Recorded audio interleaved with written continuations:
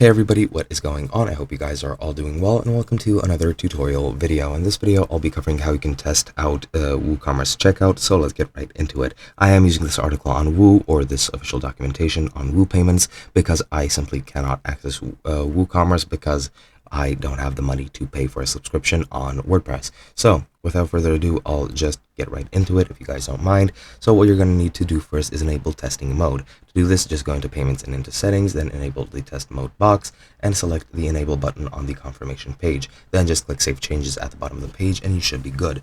Then you can test your orders and test any payments processed through Woo Payments. You can also check out payments from other payment gateways, such as I'm pretty sure Square and what's it called, PayPal, so you can check them out. They all have differing processes, so I do recommend you check them out yourself since I can't cover them all in this video. Then you can also test orders when test mode is available or enabled. All test payments processed via Woo Payments will also create orders, so you can check that out. So I do recommend Woo Payments. It is a free install by the Woo team themselves. You can also test the mode data when the test mode is enabled. The pages under payments menu will or the payments menu item will only show the test mode data, and this includes data shown under payouts, transactions, and disputes, so that you can test everything out as it should be. You can also test card payments. You can just enable the test mode, then go to the shop and add a product to your cart, proceed to the checkout, and then enter a test card number, expiry date, and CVC code,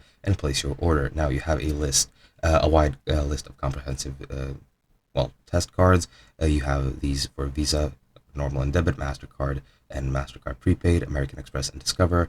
You just need to add any of these here codes, and that should work. And you can also use these international test codes if you want to just use an international card test, and that should be it. But yeah, you have other options to test as well. However, that should be pretty much all that you need. Hope you guys enjoyed, and I'll be seeing you guys in another video.